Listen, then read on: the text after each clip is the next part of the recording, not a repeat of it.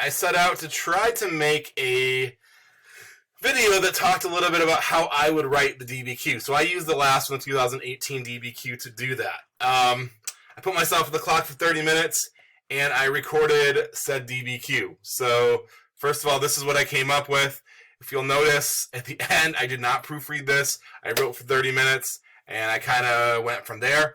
And then if you notice at the very end, when you read through this, I'm going to post this online, there's a few more like typos, and that's okay. Like, I think that's one thing, maybe a piece of advice is we need to probably not worry so much on exactly what is put on the page, but that something's on the page. So instead of, like, I know I spent a lot of wasted time early on going back and correcting, like, well, I switched letters there, or from was spelled F-O-R-M, like form. People will figure it out. Like, I think you need to stop probably doing that. You can do that at the end if that is the case. Okay, so let me we'll get started here. And I'm just going to cut and paste.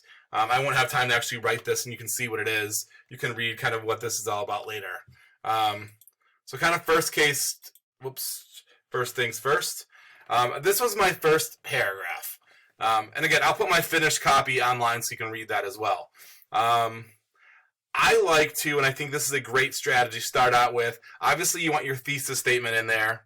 And I have my thesis statement kind of at the end, where it said, this inevitably spread to the United States, where during the period between 1865 to 1910, they began to expand their role in world affairs to further their industrial and economic development, military power and protection, and expand their religious and moral reach to those less fortunate or civilized. So that's the reasons that I thought that imperialism was getting spread to other parts of the world. The prompt, and I put the prompt up here just to kind of revisit. The prompt, they don't really debate if if imperialism was undertaken in the United States between this time period. I think we're kind of consenting that yes, it was. But what we are kind of trying to put out there is why did this happen? Okay, so I think I scored my point for a thesis statement right there. All of this is contextualization, and I think this is a big mistake that a lot of people are making, is they're trying to score that point about contextualization with like one sentence, and that's really not doing it. You got to kind of lay out what the picture was like in either other parts of the world or prior to the time period, or you got to lay out kind of the picture. You kind of spell it out. So here I kind of spell it out. After the Civil War, the United States entered into a new era of foreign policy. They abandoned their previous philosophy of isolationism for one that saw them become more involved in world affairs. Throughout the world, countries were pushing for bigger empires. As the nations in Europe and Asia became more industrialized, they needed to find new markets for goods and sources of natural resources. Foreign nations were experiencing overcrowding. More importantly, there was a growing nationalism that was spreading across the world. During this time period, nations were looking to increase their economic, political, and military reach. In the late 1800s, many European and Asian countries like Great Britain, France, Spain, and Germany, to name a few, met at the Berlin Conference to peacefully divide up the continent of Africa into colonies to strengthen their empires. And then I kind of connect it to this inevitably spread to the United States were during the period between, and there's my thesis. So my contextualization, it's a little more developed than I think a lot of people are kind of doing with their contextualization. I like to attack that point as well in the first paragraph. So I've scored my point for contextualization, also for my thesis statement right there. Then obviously I'm going to get into my documents and my evidence. So my first paragraph right here, let's talk about this. Okay, so I wrote my first paragraph. I used document number 1. I was just, again, I was kind of free writing. I didn't really plan it out a whole lot, so I said after the Civil War, the United States purchased land from Russia for only $7.2 million. The key component in this acquisition was the territory of Alaska. Now this doesn't score me my point yet. I cited document 1. What I say afterwards is going to score me my point, and I'm hoping to pick up one of the points for reasoning.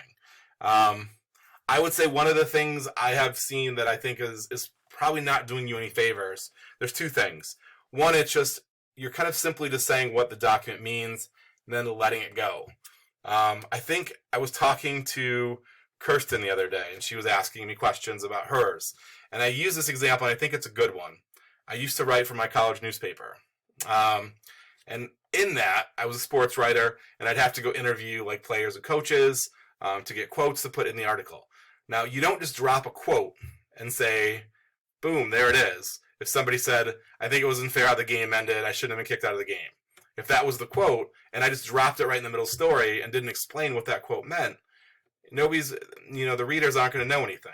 Now, if I said, like, if in the paragraph beforehand I said, the game was tied until Scott Dennis picked up the ball.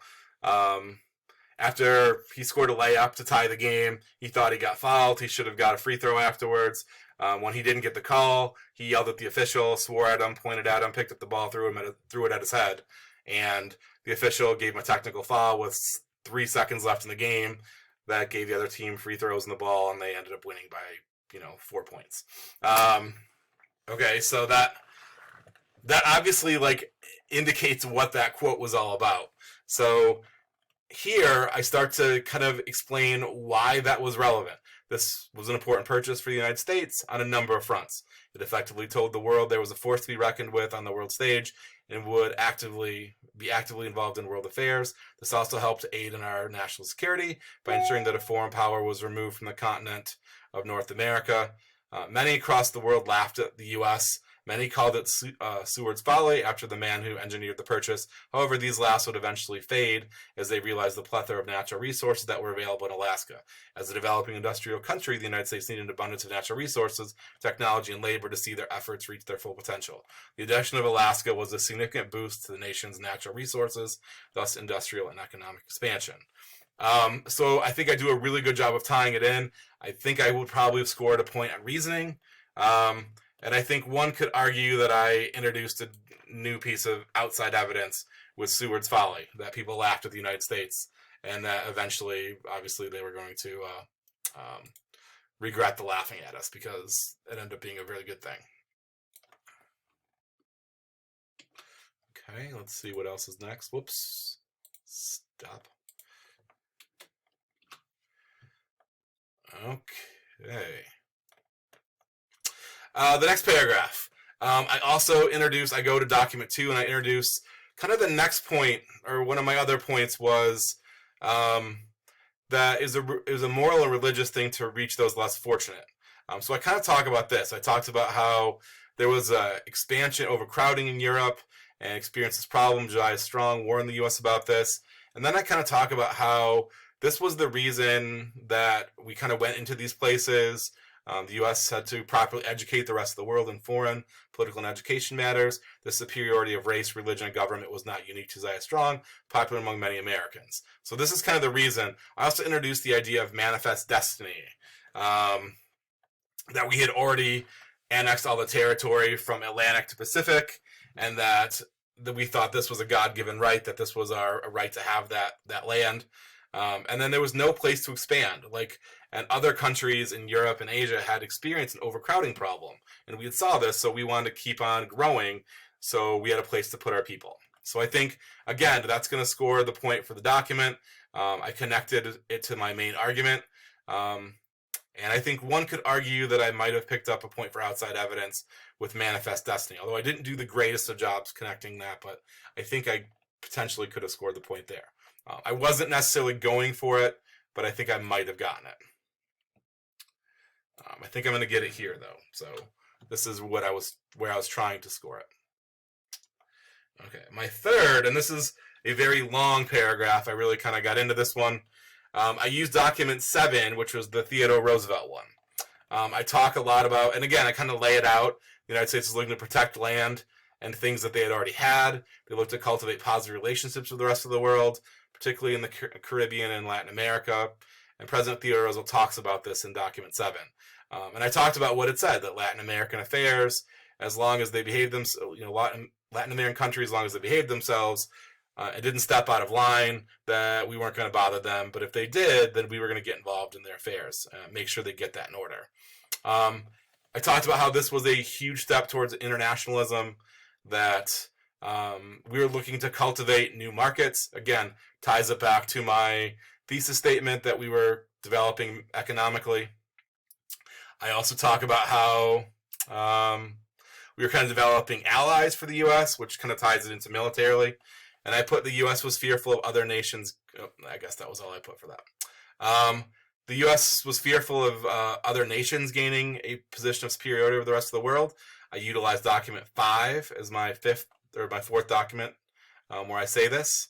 Do I only use? Yeah. John Hay was trying to even the playing field militarily and economically with his open door note. Hay was advocating for equal trade among nations and had interest in China. That had interest in China. China was weak and I'm trying to add again a little background and a little analysis, kind of reminding the reader that China was weak and definitely had a lot of nations looking to exploit it. Now I look to, as this isn't a superpower, whoops. Notice there's more typos. Like I said, I was kind of going fast at this point. I said Hay was advocating for equal trade among nations that had interest in China. China was weak and had numerous nations looking to exploit this. Hay wanted the U.S. to be included in fair trade, but also wanted to ensure that no nation took over the Chinese and developed into a superpower that could threaten other nations. And I really probably should put, like, including our own. That would probably be better. But, again, that's pretty trivial. Now, I use a 5th document. We only had to use 4. And I told somebody else this as well. This was a pretty weak attempt, just in case maybe they didn't think I connected it in the other 4. I'm going to bring in a 5th one to try to connect it. The AP people do not grade you on being wrong. So if they looked at this one and they said, he didn't do it, he didn't connect it to his thesis, he didn't provide any evidence, he didn't say why it was important, we're not giving him the point. For this one, they might do it for this one here. So I put Alfred Team Hand warned against the threats from other nations, document 3, and explains why we need to strengthen a weakened Navy. Both the increased military protection, but the possibility of addition of new colonies were reliant on a strengthened military. Now, I think when I include this one, I was very aware of the time, and I really didn't do the greatest job of tying that in. Truth be told, maybe I was overreaching, and I would have been better off if I would have just, not put that in there. If I had to go over again, I think I probably would have taken it out. And I would have written my last paragraph and used that time to go back and figure out, like, if I could strengthen something else up. That's okay.